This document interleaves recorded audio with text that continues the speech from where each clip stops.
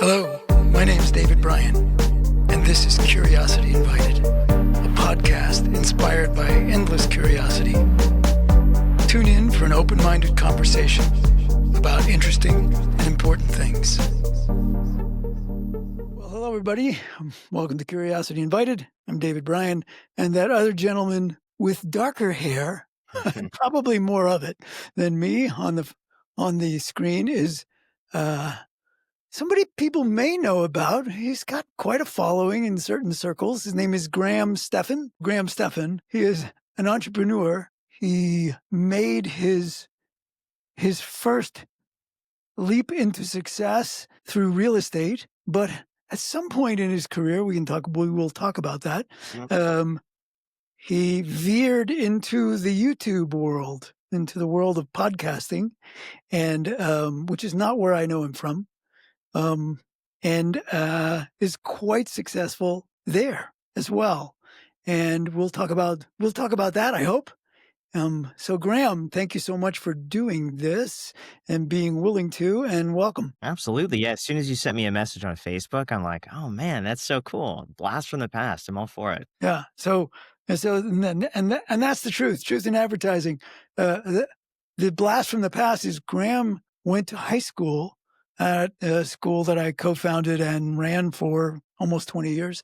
And we know each other from that, although we probably spoke more after you graduated from high school at a college reunion than we did when you were in high school. I think so. Yeah, probably. You were a very quiet young man. Yeah, I came in and listen, I really enjoyed New Roads, and I felt comfortable with all the students. Everyone was very compassionate. Everyone is incredibly nice. I just had a problem with school, and that my only problem was I had an interest in just working and making money. And so anything that didn't directly correlate to me, like bringing my laptop into class and trading penny stocks or trying to read some business book, I had a really difficult time concentrating and focusing and putting my time and attention on it. But one of the things with New Roads that I really enjoyed, it was a geometry class. I think it was 10th grade.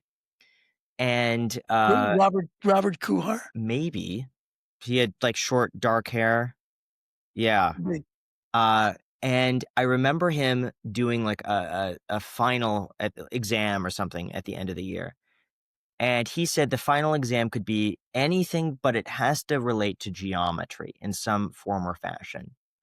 And I was talking to him and I said, jokingly, can I do a final on why I'm never going to use geometry in my life? And he said, yes. As long as you could make your argument and articulate it, I will grade it the same way that I could grade everyone else's. And my gosh, I mean, I wish more teachers would do that, because that really got me in the mindset of, okay, well, how could I articulate this point? How could I argue effectively? And it really forced you to go and think through every narrative you have. And I actually spent a lot of time on that, because I wanted to prove myself that hey, I'm right. Did you find yourself final exam? Did you find yourself learning a little bit more geometry by making that argument? No. But it taught me everything else of just thinking through your beliefs, what serves you, what doesn't, writing it out. I just think effective communication like that is so important. And any other teacher would say, no, it has to be on how you're going to use geometry. But the kids are going to begrudgingly just force themselves through this. Right. But to really think outside of the box, that's what New Roads was great at, was just not going in one direction and really thinking independently from one another. And that was awesome.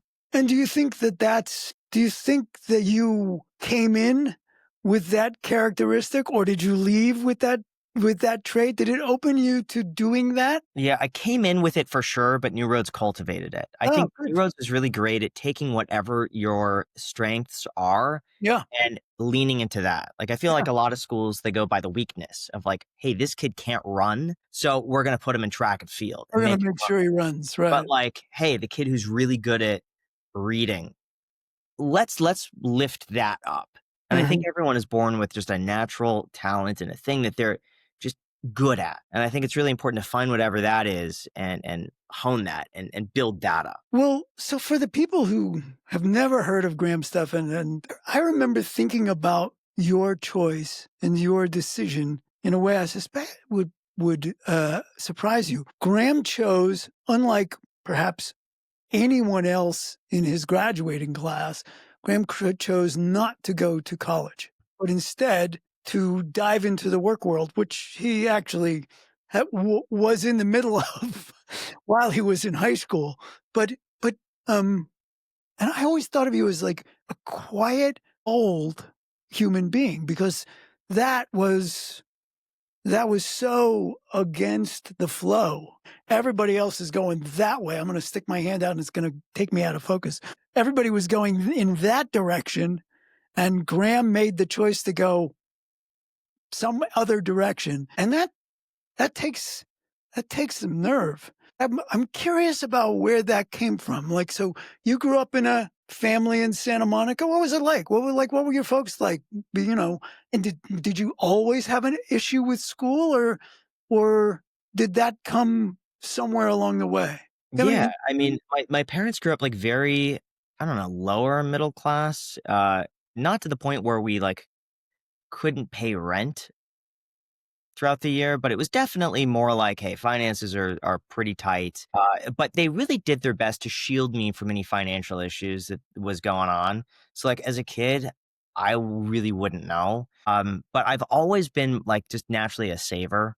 So when I would get, because I remember my grandma would give me like $50 for my birthday. And that was a big, but I'd keep the $50. I wouldn't spend it. And I would remember like I get this $50 here and for Christmas I get this 20 from them and that's like, and then I save it up and then I'm like, wow, I have $100. I wouldn't spend it. So I've always been like that. But in terms of just, I don't know, being defiant against like whatever structure, I would say yeah, to a certain degree. I just always knew what interested me and what I wanted to do. And if someone tried dragging me away from that, I wouldn't react well. Like, I'll give you an example. My dad yeah, wanted me to go to yes. karate classes, and I hated going to karate. I hated it. And I would throw tantrums and throw fits. I did not want to go to karate. And so he found a way to get me to go to karate by bribing me with a pack of Pokemon cards. And so if I went to karate, I got to open up that pack of Pokemon. And in the Pokemon cards could be a Charizard. So I found a way to like, okay, if I'm going to do this, at least I get something back in return. So I think that kind of sets something in motion where like, hey, if there's something I want, I'm going to find a way to get it. And what did your folks do? Like, what was the work that your dad or your mom, whoever worked, or both of them?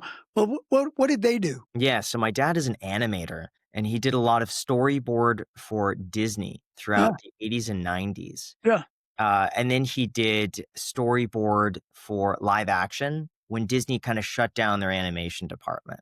So that was my dad, very artistic. but And my mom's a therapist, and she would work from home and typically take on clients either through the phone or they would come in. She had like a little bedroom turned office in the front of the right, house. So right.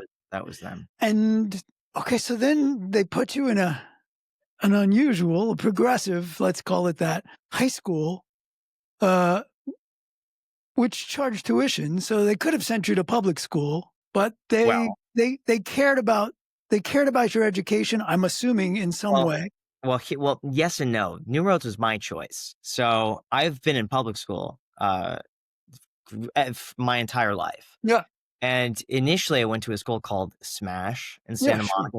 yeah, Yeah, and I loved it. I loved the small class sizes. We were like core 1, 2, and 3, so they cram like 3 grades together in like one class. I really loved it. But there wasn't any like my parents were worried that I wasn't going to learn like math and like learn stuff that should be taught, and that by the time I get into high school, I'd be way behind. So right. they moved me from that to John Adams Middle I was School. going to say you probably went to John Adams, right? Yeah, and that was okay. Yeah, But then I went from John Adams to Santa Monica High School for ninth grade. I hated it. Absolutely hated it. I remember like fights breaking out and like lunchtime, like all these just I had zero interest in this whatsoever. And a friend had mentioned something about like New Road School, and we're like telling about it. I was like, I want to go there. And listen, and at the time, like, I have no perception of, like, tuition or anything, nothing. So we applied and I got admitted on I'm not sure what percentage financial aid or scholarship it was, but it was what my parents could afford to pay. I remember the day I found out that I got into New Roads was the day that Santa Monica High School was on A lockdown because of a lockdown. riot that Right. broke out. And so my mom picked me up from school and she had a letter in her hand and she opened the letter so she knew it was in it. She told me I got it. I thought that like that is a divine intervention. Like the day the school gets locked down is the day that I find out, I won't be going back. So Good. That's good. great. Yeah. But that was my doing. My parents would have preferred probably that I stayed at Santa Monica High School, but that was all me. I wanted to go to New Roads. And when you told them at some point you told them, "I'm not going to college." Was it good for you, chase your dreams, or was it, "Wait, what?" Okay. Initially I didn't want to go. But they wanted me to apply to schools, and I thought, okay, so I'm going to apply to some schools and let's see what happens. And I wanted to go to Pepperdine, and the only reason I wanted to go to Pepperdine was because it was a great area. That was it. That's all I really knew is just like it's a beautiful campus and it's Right. close. That's Right. it. And I had uh no idea how I was going to get in. I had no idea who would pay for it. I had no plan, but I did apply and instantly denied. I mean, I didn't have good grades, I didn't have good test scores, like everything was bad. And I thought that I would win them over with like a great essay of like why they should pick me because I was into reef aquariums and like, trading stocks and all this. So I didn't get in. And so that was the point where I was like, okay, I'm going to that's a sign and I'm going to do something else instead. And I thought, what sort of lifestyle do I want? I don't want to have a boss. I want to do my own thing. I want to work for myself. I want to do something that is different every day where I'm not going to be like in an office. And that was real estate. And so I figured I'm just going to try to get my real estate license and see what happens. And when I started getting my real estate license, I'd go to open houses and just talk to agents. And I forget how I'd find these things. Maybe they were in the newspaper at the time, Yeah. and I would just look at the open houses that were over $5 million, and just because I was like, if I'm going to sell real estate, I'm just going to go to the very top. And so I just showed up at those open houses and introduced myself. I talked to the agents and just asked them for advice. I just ask them, how do you get clients? How did you start? What's your advice for me? I want to do this. Where should I begin? And I just kept doing that until I met an agent who really was just so kind and took me under his wing and said, if you're looking to start, just come show up at my office and I'll put you to work. That's what I did. And so for the first little bit, I was basically just doing whatever he wanted. If it was like, hey, my car is parked on level P5, could you go and like grab my wallet so I could get my checkbook? Like I would do that. Or putting up open house signs. Or he would say, like, I'm showing a house at this time. Can you get there 30 minutes before and turn on all the lights? Open the door, make it look fine. I did everything. That really taught me a lot. And then he would split whatever business I brought in. We just split it 50-50 because I didn't know what I was doing. So I would be sitting open houses.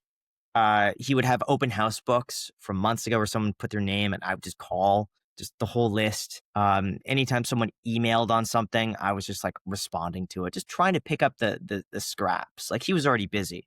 So Yeah. like anyone that was falling through the cracks, I would work those people. And it's so okay, but you found early success at this, or no? Yeah, yes, it was pretty quick. It was keep in mind I was 18. And so like when I would make a $500 commission, it wasn't worth anybody's time.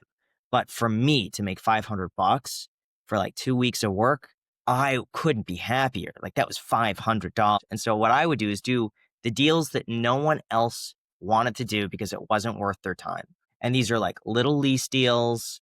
These are clients who are just time wasters, driving to like a different part of town in rush hour traffic for like an $800 commission that you would spend weeks working on.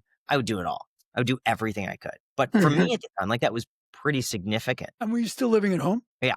Yeah, so my expenses at that time, yeah, I was living with my dad and my expense was 0. So I was just, what would I spend money on? Gas, phone bill, car insurance, some food. I mean, it Yeah. was just, but my default was just like, I'm going to save everything. Got it. Got it. So yes, it's that the $50 from grandma, and now it's 500 from that sale, and it all get as much of it as it could get banked. Yeah. And when did you switch from trying to sell houses to investing in houses? 2010, 2011. So I noticed so I was saving all of my commission, everything. And I was terrified of spending money because in real estate, you're only paid when you close the deal. Sure. And it got to a point where I saw these guys that were making like 500 grand a year, but they were so stressed out about money, and I couldn't understand it because they make 500 grand a year, but they're needing this commission to come in to pay their bills. And I saw also the volatility because that was really the time where a lot of agents were losing their jobs. Saw basically, I started in 2008, like right as the market had peaked and was coming down. And so I saw in 2000, end of 2008, agents were leaving. I saw in 2009 that agents were getting part-time jobs. Like they would work as an agent during the day and then have a restaurant job like Spago, which was next door at the time. They would work there at night just to be able to supplement bills. So like I saw quite a lot of people getting out of the market, not closing deals. And I just thought, you never know when your last deal is going to be. And I didn't like having to rely on that. And so in 2010, I started working with this investor. He was a guy that no one wanted to work with because he was buying short sales and foreclosures around Long Beach and Compton. And these agents didn't want to drive from West LA down to those areas and deal with properties that are short sales that usually take anywhere from 6 to 18 months to close that were selling for like 100 and something $1,000. But for me, I would do it. So I'd be driving down there, showing him places, and I would ask him, what do you look for in this? What's your plan with this? And I remember specifically, he's like, okay, well, I'm going to take down this wall and there's some extra space here so we could make this into another bedroom. And we're going to throw some paint up here and finish these floors and do this kitchen. And then afterwards, I'm going to be able to rent it out for this. And the value is going to be this. And then I remember asking him, like, hey, when your contractor's here, could I just stop by and watch? He's like, yeah, sure. So I would drive down to Compton and watch them remodel this house and learn from what they're doing. And then he started going on from that area to San Bernardino. And he would send me his criteria. And I thought, wait a second, like if this guy is doing it and he's like a lawyer, he lives in Beverly Hills and he's putting his money here, like everything he was just putting in this, I thought this is a really good opportunity. I should be doing this too. And so, his price point was higher than mine. So I thought, well, I'm not competing with him either. So, if his price point's $200,000 plus, I could buy something sub 120,000. And that's what I did. And so because I was an agent, I had MLS access. I could see everything as soon as it came up. And I would go on weekends with a friend and we would go to every single house that we could find in this price point just to see what it was like. We'd see like 15 homes on a Saturday, hang out. It was fun. And so what I would do is when a home would come on the market, I knew the market so well that I would just write an offer where if it gets accepted, I'm taking it. And because a lot of these were short sales, the way it would work is that you submit the offer. The offer then Why don't you gets tell people what a short sale is in case they don't know the real estate world? Yeah. So a short sale is when someone's underwater on their mortgage. So in this case, the houses used to be worth $400,000. And so what they would do is they take out a loan of $400,000 against the house. But the loan often had a balloon payment on it, or it was like a short term payment. And then all of a sudden they ballooned to something major. Well, what happened is a lot of people had these balloon payments that would get to a point where they just couldn't afford it anymore. The market crashed. And so now you owe $400,000 on a home that's only worth $100,000. And so what people would do is that they would just say, I can't make the payments. Even if I could make the payments, I'm not going to make them because I'm going to be under, there's no point. And what they allowed you to do is basically just give the property back to the bank, walk away from it. Right. Now it's the bank's problem. And they don't And want a that was house. Right. And that was a big bailout that was put Yeah. together to basically save the banks because so many people were just walking away from their homes because they couldn't afford it and it didn't make sense to pay. And so the banks would be kept with all these properties. So what they would do is do a short sale, which is where the seller accepts an offer, submits it to the bank, and then the bank has anywhere from 3 to really 24 months to decide if they want to eat the loss on the property. And if they eat the loss, the seller could just walk away. And that was the benefit to the seller. And so what I would do, because I would basically write these offers, and I had like 15 to 20 offers at any given point that were submitted on properties. But then what would happen is that you didn't hear back for like a year. So in 2010, I just started writing these offers all the time. Anything that would come up, I knew exactly what it was worth, and I just write that offer. And you would just wait. And I waited about a year. And then slowly but surely, you'd hear back from the banks. And the banks would say, we're not going to take this offer, but we could take this. And you're first in line. And so then at that time, I'd say, all right, is that worth it? Yes or no? And so the first place I bought, I waited maybe about 12 months. And did you have the funds to pay this, or Yeah. did you got a loan? Yeah. Yeah. You I got a had loan. no loan. I paid cash because I had been saving at the time for 4 years, like all of my commissions. But these were not expensive houses either. The first house I Right. bought was $59,500 was the first house I bought. And I put $12,000 into it, fixing it up with the same contractor that was doing these Compton houses. And I rented it out. The first tenant, also a big mistake, but I think I rented for like $1,150 a month, maybe $1,200 a month. But that got me thinking now that, wait a second, now I don't have to rely on a commission. And if I could just make like 2,000 a month, I could pay for all of my expenses. And then everything else is gravy on top. So then I bought another house. It was 72,000. I spent 8,000 fixing that up. And then a triplex that was 125,000. And okay, so this is growing into a thriving business, or Not really. I would no? say that it gave me financial stability, where I knew every month I could make, I don't know, I think it was about 3,000 a month, give or take, um, that I felt pretty confident in. And I knew that, okay, if if I never close another deal in my entire life, I knew that I could skirt by, uh, and have a roof over my head, food, bills paid with 3,000 a month. If I absolutely had, that's it. And so that gave me a lot of just reassurance that like, hey, everything's going to be okay. I don't need to close a sale, but when I do, I'm going to save it. And So just all this time when you're investing, you're also working as a real estate agent trying to sell houses. Yeah. So anytime I get a commission, I just Yeah, plop it savings. And so right, I viewed the two as separate. Like rental income pays for expenses. Commissions get saved to right. then buy more rentals to then and then over time my lifestyle would be able to increase. I'd be able to do nicer things. Uh but I would never exceed that. And so when did you, or have you, when did the needle go into the, ah, exhale, things are okay, I'm succeeding? When did it flip into the other It's still zone?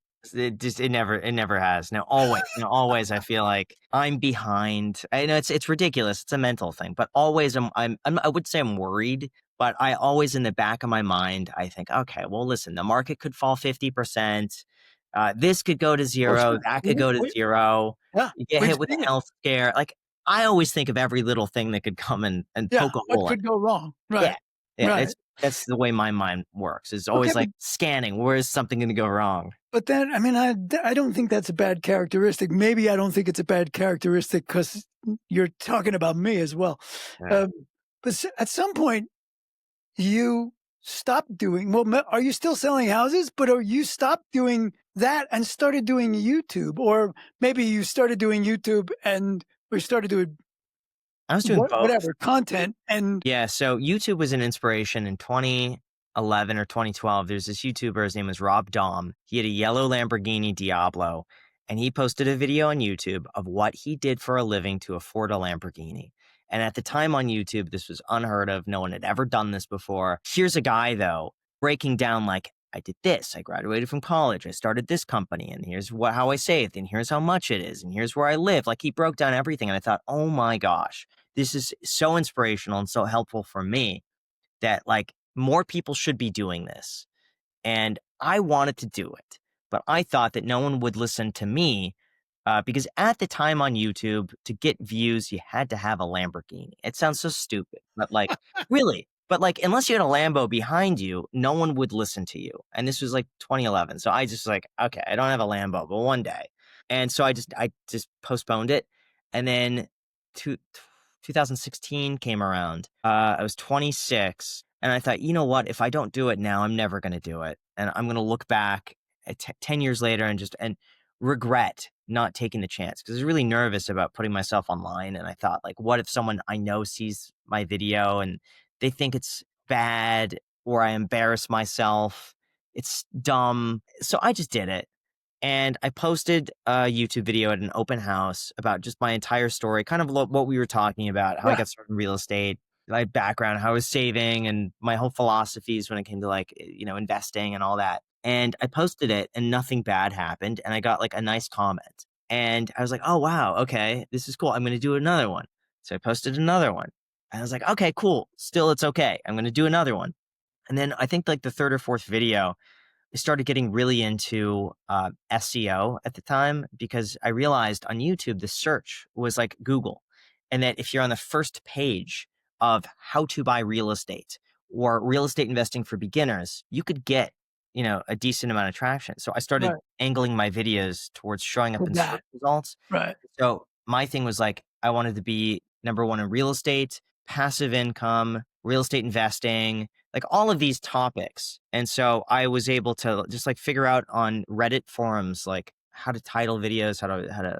thumbnail videos. And because I watched a lot of YouTube, I had an eye for what would do well. And then I want to say maybe about a month in, I started to make some money from it. And it was like a Make some dollar money a how? you make money with ads. With ads. So Right. the ads run, yeah, you get Yeah. AdSense. Right. And so I started making like a dollar a day. And I thought, wow, over a month, that's a free all you could eat sushi for free, just by doing what I would have done anyway. And that turned into like, you know, there was days where I was making like 20 bucks in a day. And I thought, whoa, like, I could pay all my groceries in like a few days of doing this for free. Like everything was just like now free. Doing this thing that you enjoyed doing anyway. I would do it anyway. Yeah. So like I was working as a real estate agent. I would finish usually around like 7 or 8. And then I would work from like 8 to 2 o'clock in the morning doing YouTube videos every single night. But I loved it. Like I would wake up in the morning and be like, all right, only 5 more hours until I could post on YouTube and make a YouTube video. And yeah, but that started to snowball. And then pretty quickly, one of my videos just got like a major push out of nowhere. And it was getting recommended against another video uh, that had a lot of views. And I was the next up video. So everyone that watched one video, it automatically went to mine. And that day I made like $180 in a day. And that was the point for me where I realized like this is something that's going to be significant. I got to take this seriously. And so I kept posting and it kept increasing. But what was different? What did take it seriously look like that didn't that you weren't doing before? 3 videos a week I found was a sweet spot, no matter what, at the same time, no matter what. And I would also respond to every single comment. Wow. Every single one. I would stay up. I would not go to bed until every single comment had been answered. And even before I would go to bed, I would refresh. And if I got a new comment, I would respond to that one. And so I did, I just kept doing that. But I was really afraid of ever quitting real estate because YouTube is so fickle. It's like Yeah. things Sure. I've seen a lot of the creators that I used to watch would just disappear. They're gone. Yeah. Or the algorithm would like prank channels were big when I was first starting. And there were some algorithm changes there where overnight they all got demonetized and they all got deprioritized on the rankings for algorithms. So I just thought, yeah, it's just a matter of time until, it could happen to any channel. So I just kept doing that in conjunction with real estate. And then I didn't go full time into YouTube until 2020 when everything shut down, and that's when Right. I went full time on YouTube. What does full time on YouTube look like now? Because and the name of the podcast is the It's called the ice. Iced Coffee It's Hour. still called the Iced Coffee Hour. Yeah, Yes. yeah. Wait, so the person that was living in the back house, that's the partner that you have? You doing it or no? The Uh, per so the partner you have he was now. my co-host on the podcast He now, is. He is. but he started off doing assistant work, and then he went from assistant to editor, Right. and then he went from editor to editor and Oh, podcast co-host, eh, and then he was so good at podcasting that he outsourced his editing, and now he's a podcast host. So he moved up the ranks. yeah, yeah. And so if somebody were to say but the podcast you do, what's his name? Jack Selby. Right. So the podcast you do with Jack is still the iced coffee Yeah. hour. Yes, yes, coffee. And and is it still financial information or you've expanded? You just said before we went on, a couple of months ago you had Charlie Kirk on Yeah. and that wasn't for financial information, was it? Hey, Or yeah. was it? I would say because my interest is finance. So the podcast started talking about finances. Uh, then we realized that finance only goes so far. You could only say so much on finance before it becomes repetitive. Then we started having on entrepreneurs or business owners. Then there's only so many times you could tell a startup story. Right. So we really try to evolve with someone who either has a unique opinion, unique insights onto something, a unique story, something that they have to bring to the table. And so we would also have on different political sides. Sure. And we would try to balance it. So if we had someone on the right, we try to immediately afterwards post someone on the left, like Right. as far opposite as we could get. Even with finance, we have this guy, his name is Ben Mala, and he's big into debt. He borrows as much money as possible from the bank. So we'd post him.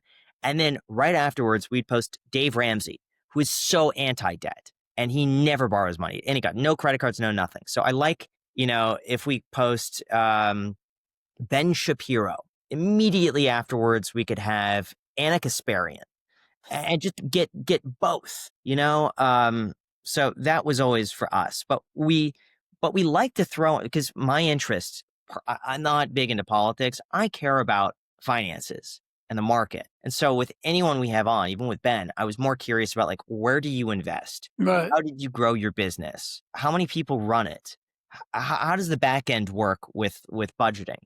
And with Charlie, we talked about just the back end finances, and then it evolved into who should pay on the first date. Should it be the guy or the girl? And so, like, I enjoy the money. Like, I just care about like, where do you invest? How does this work? Like, but Jack is interested in new things and exploring ideas. So I'm So it less works. big into that. Yeah. So Yeah. so I approach it from the money angle, and Jack is very inquisitive of just why do you believe what you believe? Mhm. Why is that? No Mhm. matter what it is, it's just want to get down to the nuts and bolts of it. Why is this? That's Yeah. it. And Yeah. it works. That's good. Well, Yeah. so let me ask you a question. Going back to that initial decision that we were speaking about, you, to pursue the thing you were interested in and forego the college route, which is where most people, well, at least most people from a certain strata go. Do you ever think about? So do you ever regret it? But also, do you ever think about what else do you want to learn? Or are you learning new things about the thing that you're interested in, finance? Are you learning new things by doing the podcast? Or are you longing for some other enrichment, some other source of whatever it's called, ideas, insight? No, no. So no regret for not going to college. Zero. I constantly think about it today, how glad I am I didn't go. So I have the opposite of regret. I'm just constant gratitude for Right. not. But as far as no, the podcast is what I enjoy the most. Like by far, hands down, I love it. My main channel where I'm going through and it's just me, it's just a talking head of like, here's what's going on today in the news. That's a bit more repetitive, but people enjoy it and I have it down to a science. I know exactly the format, how to get out a video. That's a bit more autopilot. Sometimes I really enjoy it, but then sometimes I see that as just like, oh, I gotta get out a video. Yeah. Yeah. Yeah. But listen, again, that's I think if 80% of the time I enjoy it and 20% I don't. It's pretty good. It's a good ratio overall. But the podcast is like 99% I enjoy it. Can you identify a moment? This is generally, yeah, I'm not asking you Yeah. to pick one, but can you identify moments in your life that were pivotal? Like something happened, you did something, somebody else did something, you saw something that sort of reoriented how you think about things? Are there moments that you look back on that really reoriented who you were as a person, how you thought about things? Hmm.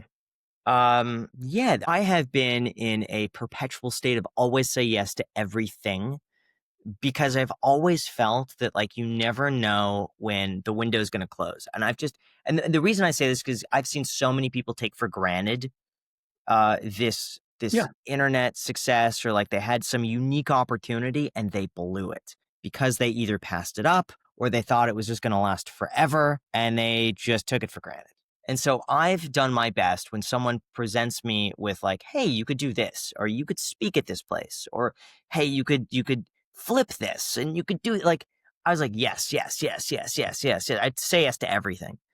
And it got to a point, maybe it was about a year ago, where I started being like really unhappy just because I had all these obligations that I just didn't want to go to. And it felt like I Mm. started to be like that kid going to karate class again. I don't want to go to karate class, but I said I was going to be there. And now I'm not the one to not keep my word on something, so I'm gonna do it. And so I started going through these things, but just really, I wasn't enjoying it. I wasn't having fun with it anymore. And I thought, how nice would it be just to simplify things? And that was the point where I really started cutting a lot. I started saying no to a lot of things. I started people would present me with like, hey, you could speak here, and I just no, I'm not gonna do it. And I'm still learning and even now, I'm in the process of just simplifying things. I want as little on my plate every day as possible, and that's the opposite of what I used to be doing. Just because now, for the first time, is I valued peace of mind. And even now, like on my phone, I have like some text that is a reminder every day um, to run every decision I say by this, and if it doesn't fit, I just say no. And I'll read a few. Well, I'll just read Yeah, this. read it. So for any decision I make, I have to think to myself, is it 80-20 results? So is it like that 20% that's going to give me an 80% return? Or is it something that is just, it's that little bit like, but it's going to be 80% complexity? Then say no. The next question though is, does it add complexity to my life? Does it add time? Does it add complexity? Yeah. Anyway, does it add hassle? And then if the answer is yes to those, I just say no You don't do it. automatically. I Ah, also really don't like spending money, and that is one thing that I've had a mental block on, uh, my entire life. I can't spend money on something unless I know it's either gonna hold its value or give me a positive ROI, and so that usually means that I just won't spend. And so, like, as an example, let's just say I could valet park for $10 or I could park, like, a half a mile away for free. I'd park a half a mile away for free. Or, if there's something on a food menu, the item I really want is 30, but there's an item that might taste pretty good for 20, I get the 20.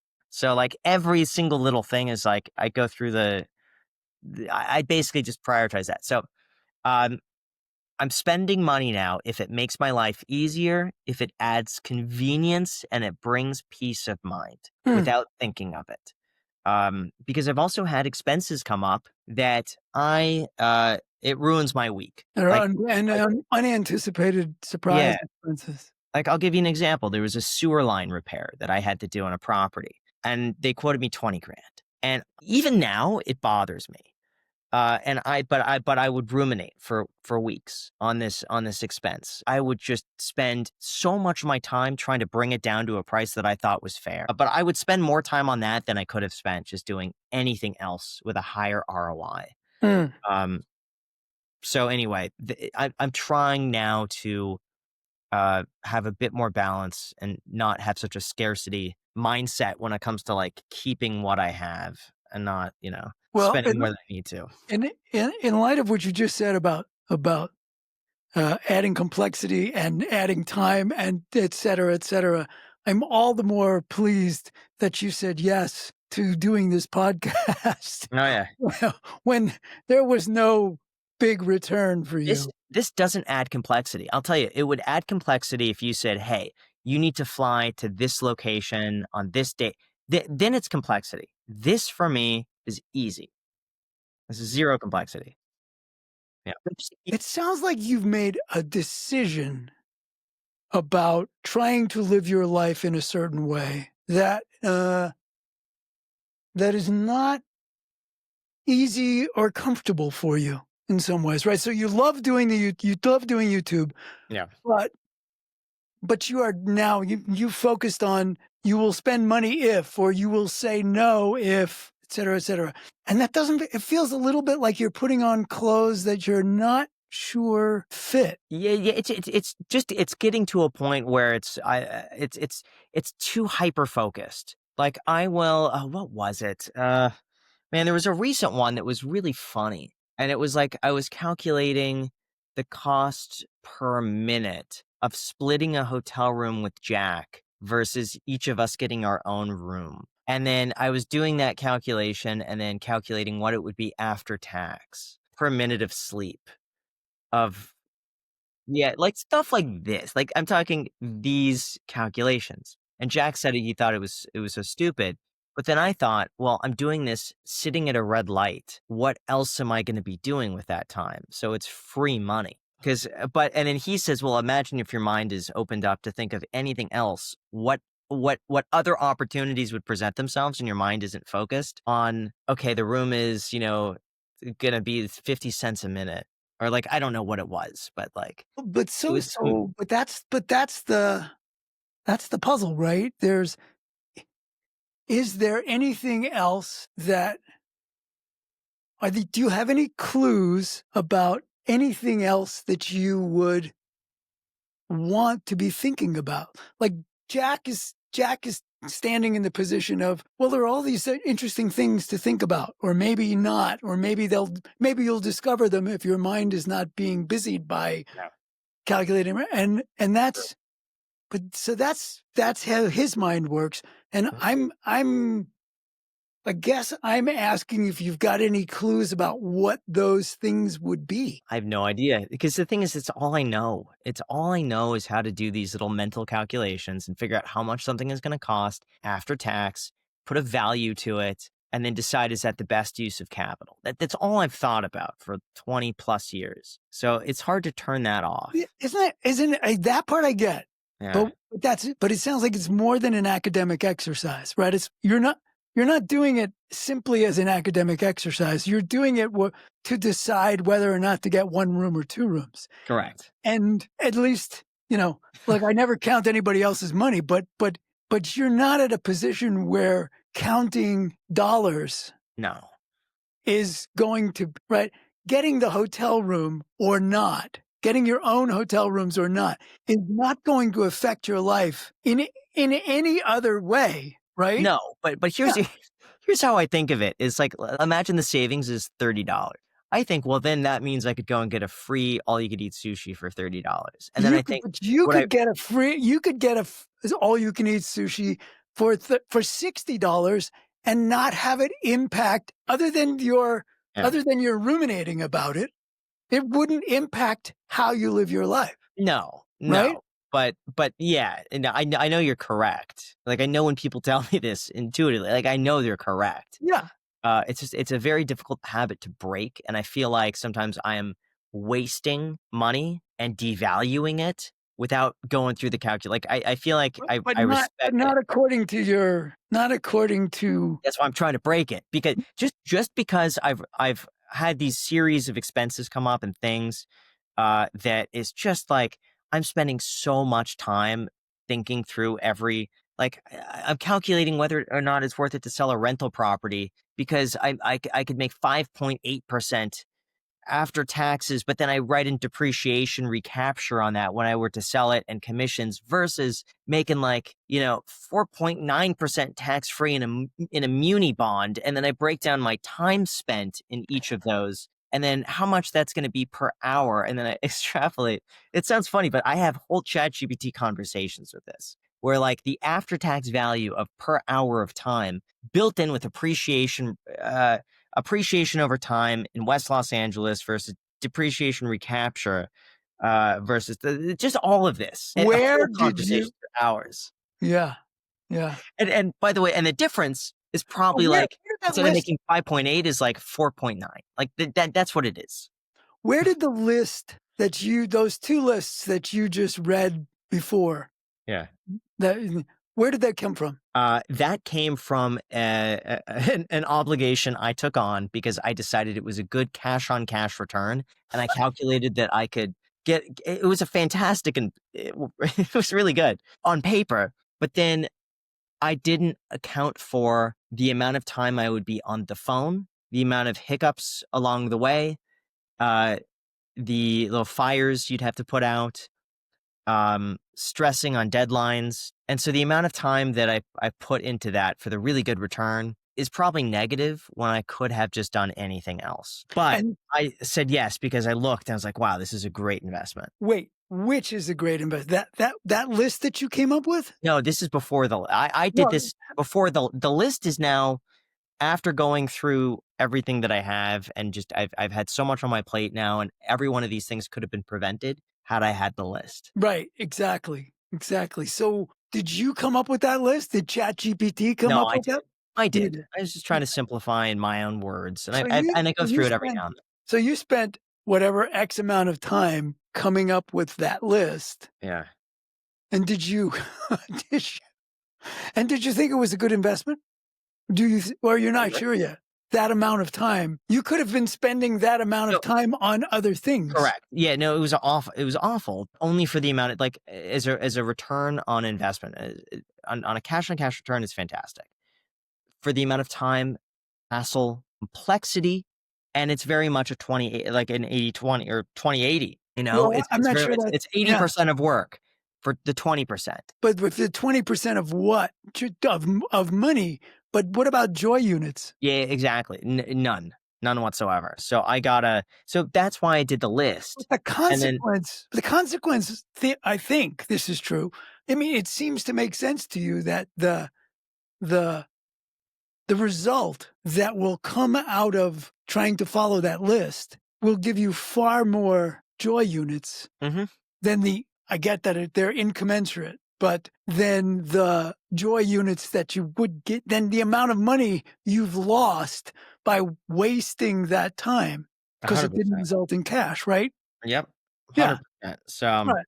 I think you're right. I mean, I think, well, maybe this is just because my hair's white. Joy units matter, and at some point they yeah. matter more. Yes, yeah. Yeah. I'm Not not learning. I'm not to the learning point this. not to the point of getting rid of that you know your life better than me, that chunk of money that needs to be set aside because you're gonna have to do the sewer repair. You're gonna have that, you're going to have an expense that was unanticipated. What do you mean leak in the roof? Like, right? That those Yeah, are gonna be there. So that you have, but it sounds like that exists. That chunk, even though it's always a calculation, because you'll never know how much it could be. It can always possibly be more than you've accounted for.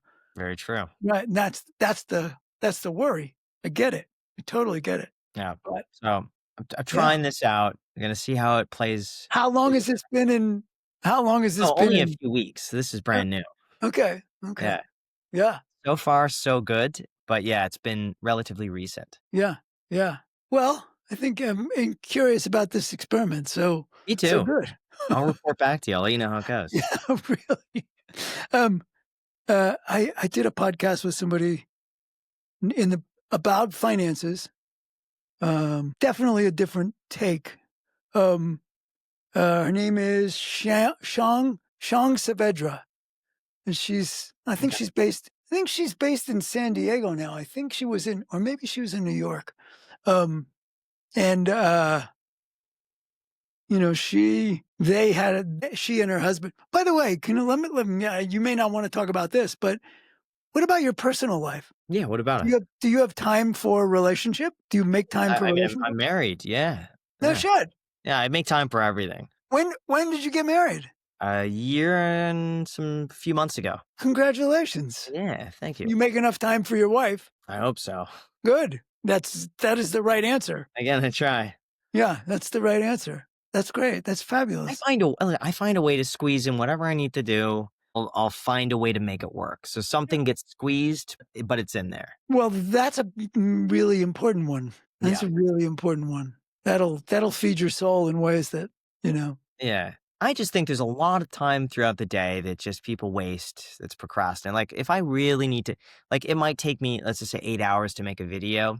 But if I really needed to and I was like dialed in, focused, no distractions, I could probably get that done in 6, which means I have 2 hours extra to spend on something else. So if you really need to do it, you could condense down, just not get distracted. And what does your wife think about this way of approaching life? I mean, Does she do the same thing? yeah, I mean, she would tell me all the time, it's just being kinda stupid or I shouldn't do that, and I'll just do it. So, she would probably be more balanced than me, but she'd also probably indulge in, like, more stuff that I wouldn't, let's just say, of, like, probably she loves Legos, so she'd be going, like, crazy on, like, big Lego collections. Yeah, Legos. Yeah, yeah. Wait, does she use them or does she just collect them? Building them. She does. Yeah, yeah, she's opened my mind to this whole new community of like Legos are like a serious they're coming back. They're really coming back now. Like Legos now aimed towards adults, like young Really? adults. Yeah, and they're like 20s and 30s. It's because these sets are both expensive and they're very intricate. And so they're releasing like a lot of Lego sets mainly for adults. And are they still similar sized or I know they have, larger ones elsewhere, but or are they still I mean, I'm talking thousands of pieces. I mean, a Lego's a Lego, but it's turned into like this little thing to now it's like 3 feet tall, 4 feet wide. I mean, they're big things. So I'm learning a lot about Legos. And they do like different, like they had a whole Keith Haring Lego set to honor Keith Haring. Like again, that's not something a child today would be like, I want the Keith Haring. But adults know that and they would get this and they're really cool looking sets and they have like really? art, like they have a Lego Mona Lisa, like a Lego Monet, like all these just sets that, yeah, it's an adult hobby now. So what does your house look like? Is it filled with Legos everywhere? Legos and just random collectibles that I've picked up along the way. Wait, so were you is my memory like way off? Were you collecting cars or were you were fascinated by Cars? yeah, Yeah. cars. Uh, Yeah, yeah. what are you Might have driving? uh, daily driving a Model 3, that's the commuter, but beyond that, a Ford GT 2005 as the, like, investment. The original Tesla Roadster that I also got as an investment, and that's not doing so well, and then a Lotus Evora GTC that it was a good deal, and I I liked the good deal. And do you drive it or you it's garage someplace? There's nowhere to drive to. It's like I work from home. If I go somewhere, it's usually a quick errand, and it's easier just to pop in the Model 3. Right, Because if I pull out a car from the garage, I have to move a car out of the way because the cars are parked in front of the garage. So I got to move the right. car out of the garage, and I got to pull the car out, and then pull it back and move the car back, and it's a shuffle. So And, I'm asking you all these personal yeah, questions, you don't have so are kids in the picture? one day, yeah, one day. I just feel like right now things are so nice, and there's no obligation. You could, for the most part, up and leave wherever we want, whenever we want. Having that freedom is amazing, and I definitely want to travel more. So I think next year going on, really seeing more of the world. Like we've been to Japan a few times. I love it there. But really seeing more of the world. Yeah. I know this is going to be probably the last opportunities you would have without kids to do that. What are you curious about? What am I curious about? Man, I'm always thinking. I'm always thinking of stuff. So Some I of what would you're thinking about is at a stoplight calculating. well, I always like to think like, what's the next big thing? I like to figure out like where's a trend going, and one of the trends now that I'm seeing is seems to be energy usage is really increasing a lot, like electricity costs because of data centers and AI. You And bet. then I'm thinking, okay, well, where's that energy going to come from? And I start researching. I say, wait a second, nuclear is probably going to be the most. It's going to be the safest, and it's going to be the most. What do you call it? Like the best for the planet, Yeah. And most, you know, but it's very expensive, takes a long time, so that's not gonna be right now, and right. then, I think hydrogen is great, but it's very dangerous, and it's very unstable, so, like, Yeah. that's not gonna and then you get into, like, turbines and things like this, and the answer is yes, but they can only do so much, they have to have downtime, they're bad, the pollutants are bad, so it's just kind of going through and thinking, okay, well, what's going to be the solution to this? Because it's not just burning fossil fuels forever. Like, what is it going to be? Is it, and then trying to think, okay, which company is going to be at the forefront of that? And so I always like to think, okay, where's something going, and how can I try to be like a few steps ahead and just think beyond today? Got any clues? It seems like and full disclosure here, but I invested a small amount not to feel like I'm missing out, but I put like 15 grand into a company called Bloom Energy. Oh, yeah. They seem to be from everything I've seen, the best company that's at least well positioned to capture a lot of the data or a lot of the energy for data companies. So I don't know if I'll make a larger investment, but since I put that in, they're up 30% already in 2 weeks. Wait, Bloom Energy, but where's the source of their energy? Where's the source of the energy? They do it's like a unique blend. Hold on. So I'd rather read natural gas, biogas, and they convert it in such a way without combustion. Yeah, that's But their interesting. benefit is that they're able to get up and running faster, um, without the downtime. Yeah. Well, that's it. That's the code everybody wants to crack, right? Yeah. You bet. So we'll see. But I also think just AI in I was general. gonna say AI is obviously, but it's such a crowded, crazy space with It such is. huge players. It is, but I mean, it's just like I'm using Chat. I don't really use Google anymore. I'm just use ChatGPT. Yeah, Easy. that's interesting.